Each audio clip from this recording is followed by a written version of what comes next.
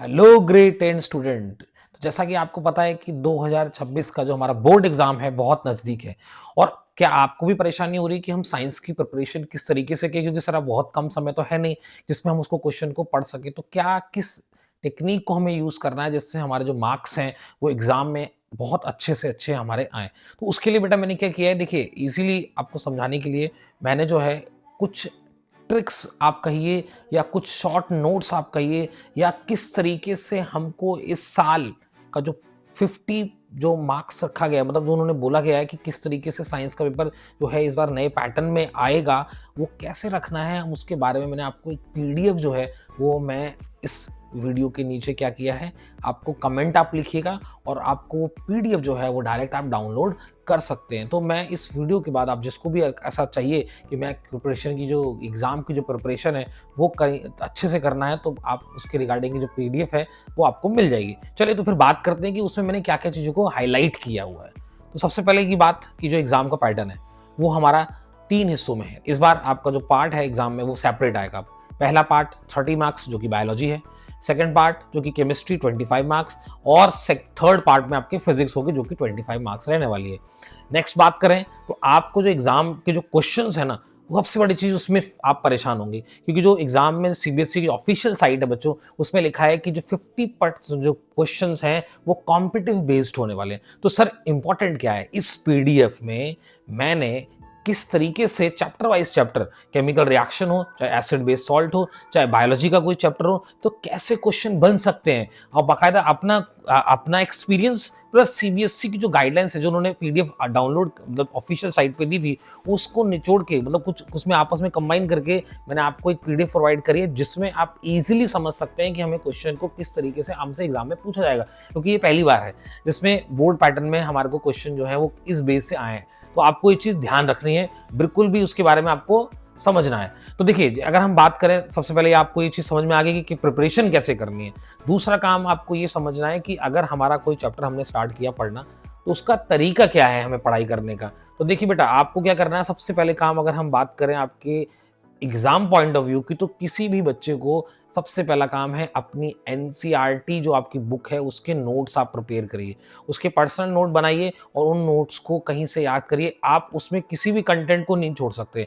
अगर उसमें लिखा है इन टेक्स्ट क्वेश्चन, अगर उसमें एक्टिविटी दी गई है, अगर उसमें आपको येलो कलर के डू यू नो वाला पार्ट लिखा है, तो आपको उसको भी पढ़ना है। मतलब आपका एग्जाम का एक जो मेक, अगर मैं आपसे एकदम क्योंकि अगर मैं अपनी बात करूं तो मैं काफी टाइम से क्लासेस ले रहा हूँ, बच्चों को पढ़ा रहा हूँ और एग्जाम स्कूल में पढ़ा के, सीबीएसई स्कूल में 10 साल का मेरा एक्सपीरियंस है।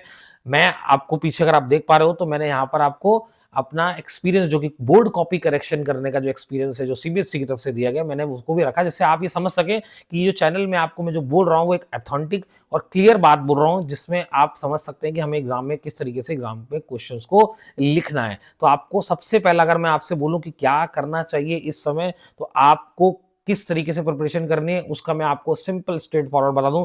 मेरे पास यहाँ पर 3 कैटेगरी हैं। पहला वो बच्चे जो कि बहुत अच्छे नंबर ला रहे हैं, दूसरी वो कैटेगरी जो कि एवरेज है और तीसरी वो कैटेगरी जो बिलो एवरेज से नीचे है। अभी आपके प्री बोर्ड एग्जाम हुए हैं बच्चों, तो आप कोई भी बच्चा जो परेशान है कि मेरे एग्जाम में नंबर कम आ रहे हैं, मेरे बहुत अच्छे आ रहे हैं या मेरे एवरेज है, तो हमको अपना किस तरीके से वेरिफिकेशन करना है वो आप समझिए। मैं जो आपको बताना चाह रहा हूँ बहुत इंटरेस्टिंग है। अगर आपको वीडियो अच्छा लग रहा है तो आप वीडियो में लगातार बने रहें और पूरा वीडियो देखें, तभी आपको एग्जैक्टली सारी चीज समझ में आएगी जो कि एक रेगुलर ऑथेंटिक है। किसी भी तरीके से मैं यहाँ पर जो बात कर रहा हूँ वो बाकायदा प्रॉपर एक्सक्यूजन के साथ कर रहा हूँ जिसको आपको समझना पड़ेगा। तो पहला पार्ट बच्चों क्या है, जिसको नंबर अपने, क्योंकि हम आज चर्चा करेंगे उन बच्चों की जो कि थोड़े नंबरों से प्री बोर्ड में या हाफ ईयरली में नंबर कम आए, जिनसे वो परेशान है कि हम किस तरीके से उसकी प्रिपरेशन करें। तो बेटा आप लोगों के लिए आपको क्या करना है, आपको सबसे पहले ईजी चैप्टर को टारगेट करना है। जो आपके चैप्टर ईजी है, सर कौन कौन से, तो आपको आवर एनवायरनमेंट नोट कर लीजिएगा कहीं पे, our environment, human eye, then we have chemistry में chemical reaction and equation, then control and coordination. मतलब आपको इस तरीके से करना है कि हमको पहले इजी चैप्टर्स को फिनिश करना है। तो आपके इजी चैप्टर फिनिश हो जाएं, उसके बाद आप उससे ऊपर वाले चैप्टर, जैसे कि हमारा मैग्नेटिक इफेक्ट है, जैसे कि हमारा कंट्रोल कोऑर्डिनेशन है, और आखिरी में जो आप चैप्टर को प्रिपरेशन करेंगे बच्चा वो है लाइट, कार्बन और इलेक्ट्रिसिटी, क्योंकि इनके न्यूमेरिकल्स हमको बेसिकली आते हैं और कार्बन भी बहुत घुमाता है बेटा। कार्बन चैप्टर ना बहुत ज़्यादा हमको कन्फ्यूज़ करता था। जो बच्चे वीक हैं, बिलो एवरेज वाले बच्चे हैं, वो इस चीज़ को अभी थोड़ी देर के लिए इग्नोर करें और आप उसको प्रिपरेशन कर सकें। अब हम बात करते हैं एवरेज से ऊपर वाले बच्चों के लिए, जिनके मार्क्स 70 से कम और 50 प्लस 65-68 के लगभग रहते हैं। तो आप लोग बच्चों क्या करिए, आप अपनी एनसीईआरटी बुक का, वैसे तो तीनों लोगों के लिए जरूरी बात है, बट आप लोग एक बार एनसीईआरटी को थ्रोली पूरा डिटेल में पढ़िए और एक एक लाइन को पेंसिल से आप मार्क करके अपने पर्सनल बोर्ड में, फिर यस वीडियो में दोबारा फिर बोल रहा हूं, आप समझ लीजिए, दोबारा से समझ लीजिए। आपका एग्जाम जो पेपर में आना है क्वेश्चन, वो एक एक क्वेश्चन आपकी एनसीईआरटी से ही आएगा, ना तो किसी भी अदर XYZ पब्लिशर जो आप पढ़ते हैं, चाहे वो ऑल इन वन हो, चाहे टुगेदर विद हो, चाहे ओसवाल हो। आपको क्वेश्चन जो है वो फ्रेम किए जाएंगे सिर्फ और सिर्फ एनसीईआरटी बेस्ड। आप चाहें तो सीबीएसई की ऑफिशियल वेबसाइट पे जाकर चेक कर सकते हैं, जिसमें उन्होंने उसकी बाकायदा मार्किंग स्कीम और सीबीएसई का जो पैटर्न है वो भी दिया हुआ है। क्वेश्चन फ्रेम करना बेशक अलग हो सकता है, लेकिन अगर जो क्वेश्चन की बात आपसे पूछी जाए तो वो सिर्फ एनसीईआरटी बेस्ड रहने वाली है, तो आप उसको अच्छे से प्रिपरेशन करिए। अब हम बात करते हैं जो मार्क बच्चे 70 से ऊपर लाना चाहते हैं। देखिए, आपके लिए टेक्निक जो है वो सिंपल है। आपने इजी चैप्टर भी करना है, आपको डिफिकल्ट चैप्टर भी करने हैं, आपको एनसीईआरटी बुक भी करनी है। एनसीईआरटी बुक करने के बाद बच्चों आपको जो है, जो सबसे इंपॉर्टेंट काम करना है वो ये है कि आप प्रीवियस ईयर पीवाईक्यू के जितने भी क्वेश्चंस आए हुए हैं, मैं बोल रहा हूं फिर से सुनिएगा, पीवाईक्यू एनसीईआरटी एग्जाम्पलर करना है, पीवाईक्यू के सैंपल पेपर आपको सॉल्व करने हैं और मैक्सिमम मैक्सिमम आपको प्रैक्टिस करनी है, जिससे कि आप का एक भी क्वेश्चन जो है वो ना बने। तो मतलब आपका पहला काम क्या है कि आपको एनसीईआरटी थोरली, मतलब आपको कुछ भी नहीं छोड़ना है। आप ये मत सोचिए कि इंटेक्स का क्वेश्चन दिया है वो ये नहीं आएगा, या एक्सरसाइज का क्वेश्चन दिया है वो नहीं आएगा। आपको हर एक चीज को अच्छे से अपना पर्सनली नोट्स में बना के पढ़ लेना है।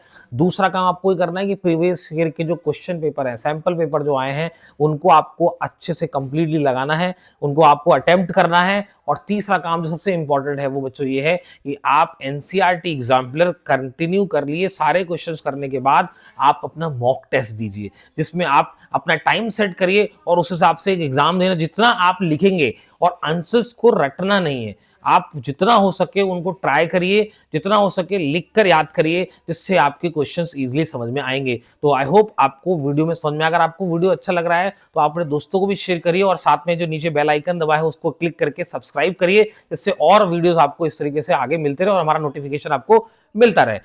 अब एट द एंड में मैं क्या कंक्लूड करता हूं, मैं ये बोलता हूं कि अगर आपको एग्जाम की प्रिपरेशन करनी है तो उसकी हेल्प के लिए मैंने एक पीडीएफ जो है वो किस तरीके से आपको कॉम्पिटिटिव बेस्ड क्वेश्चन जो 50% का मार्जिन इस बार सीबीएसई ने रखा है, वो कॉम्पिटिटिव बेस्ड क्वेश्चन किस तरीके से करना है उसका मैंने एक आपको पीडीएफ और शॉर्ट ट्रिक्स बताई हैं, जिसको आप जब मुझे मैसेज करेंगे तो मैं आपको इजीली उसमें मिल जाएगा, जिससे आप उसको डाउनलोड करके समझ सकते हैं। और कंटिन्यू वीडियो हम एग्जाम की प्रिपरेशन करने के लिए बच्चों लगे रहेंगे। That's all for today's lecture.